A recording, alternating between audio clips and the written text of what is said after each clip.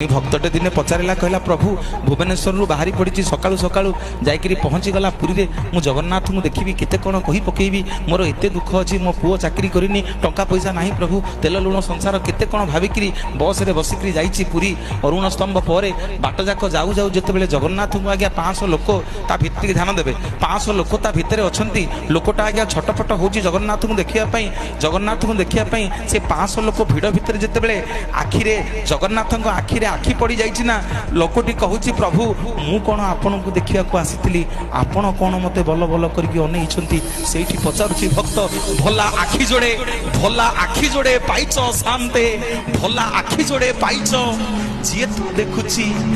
तो देखुची सी तो कहूची तमे ताड़े चाहिछ